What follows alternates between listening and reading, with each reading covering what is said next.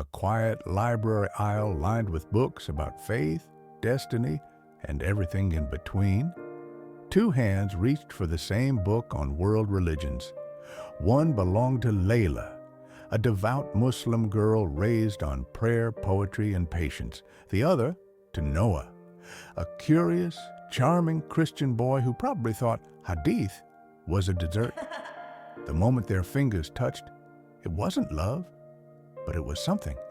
A pause, a look, and a smile neither of them expected. What followed were afternoons that began with textbooks and ended in laughter. Layla explained the beauty of fasting during Ramadan. Noah tried and failed to fast for half a day before ordering a double cheeseburger. She found him ridiculous. He found her fascinating. They studied religion, but unknowingly, they were writing their own doctrine, one filled with stolen glances, awkward silences, and caffeinated revelations. Under an amber-leaved tree on a lazy Sunday afternoon, everything unspoken hovered in the air like mist. Noah confessed he was falling in love.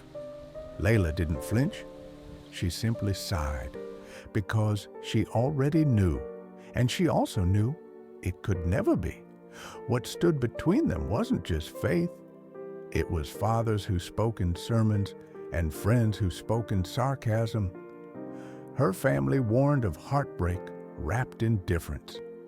His friends teased him about converting for love like it was a punchline. But the real tension wasn't outside, it was inside them both. Two hearts torn between who they were raised to be and who they were becoming. They didn't cry, they didn't scream. They sat together at a bus stop as if waiting for something to arrive that never would. She told him love shouldn't demand betrayal of self. He agreed, and that was that. They didn't say goodbye, but their silence screamed it. Weeks later, Layla walked into the university's Interfaith open mic night. She wasn't expecting much, certainly not Noah, in a hijab on stage, acting out the time he tried to fast and passed out by lunch. The crowd roared. Layla's father, somehow in the audience, chuckled against his will. Then Noah dropped the act, removed the hijab. The humor faded. The room hushed.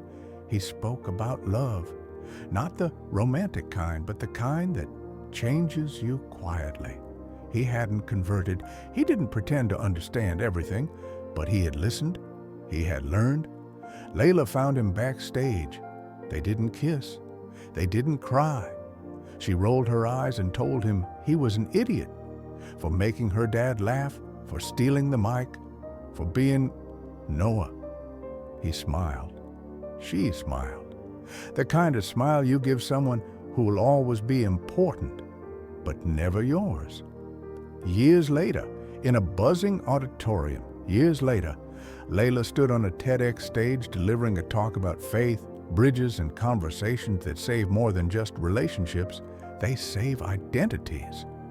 Behind the camera was Noah, steadier now, more grounded, still smiling. A girl in the audience whispered, "Are they married?" They weren't. Layla had introduced him to her cousin.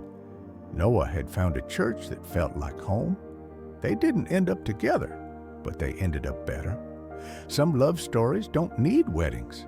Some endings are really beginnings. Some prayers end in inshallah, some in amen, and sometimes both.